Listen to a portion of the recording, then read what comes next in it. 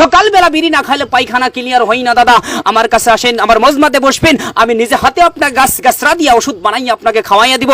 রাত্রিবেলা ঠান্ডা পানি পেট বুঝাই করে খাবেন, সকালবেলা লেট্রিনে যাবেন, 3.5 কেজি পায়খানা করবেন। আপনার 5টা মিনিট দাঁড়ান, আমি আপনার কাছে যাব, আমার কাছে 5 মিনিটের ভিতরে চলে আসলো।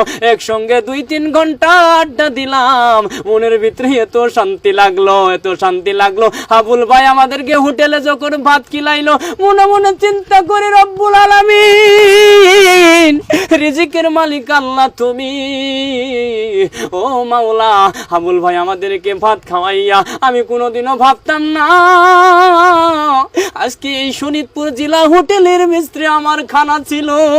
আর গাইস আরো একটা কথা, মানুষ দেখলে বোঝা যায় না যে কার ভিতরে কি ধরনের প্রতিভা থাকে।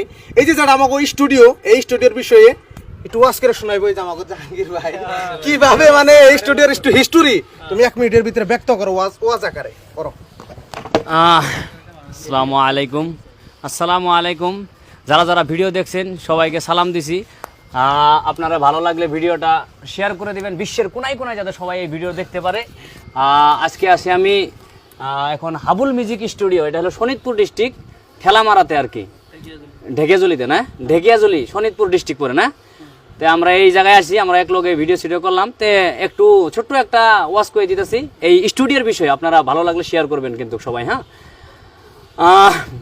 বরপেটা জেলা থেকে আব্বাজান আমরা রাত্রের ভিতরে চলে আসলাম, রাত গভীর হইয়া যায়, 2টা বাজিয়া যায়, আমরা ঢেকিয়াজুলি পৌঁছে গেলাম। আমাদের একজন দাদা আমাদের সঙ্গে কন্ট্যাক্ট করার পরে আমাদেরকে ব্রহ্মপুত্র হোটেলে রাত্রে বেলায় রাখলো।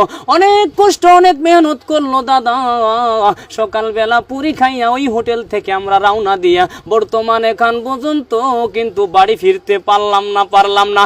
এখন আমরা আছি দাদা হাবুল মিউজিক স্টুডিওতে। আপনারা দেখতে পাচ্ছেন পিছনে কত মানুষ। এই সেটআপের থেকেই কিন্তু আপনারা ভালো গান শুনতে পারেন। আপনারা জানেন না কোন গ্রামের মাইয়া কোথায় থেকে আসলো, এরকম সুন্দর এই স্টুডিও থেকেই কিন্তু গান ইউটিউবে চলে যায়। এখানে আমরা আসলাম, এত ভালো লাগলো, মায়া লাগলো, মোহাব্বত লাগলো। আমাদের হাবুল ভাই কোথায় গেল? ভাই আমাকে যখন ফোন লাগাইলাম, রে হাবুল ভাই আমরা তোমাদের শোনিতপুর জেলায় এসে গেছি। হাবুল ভাই বলল, ভাইজান 5টা মিনিট দাঁড়ান, আমি আপনার কাছে যাব। আমার কাছে 5 মিনিটের ভিতরে চলে আসলো। একসঙ্গে 2-3 ঘন্টা আড্ডা দিলাম, মনের ভিতরে এত শান্তি লাগলো। হাবুল ভাই আমাদেরকে হোটেলে যখন ভাত খিলাই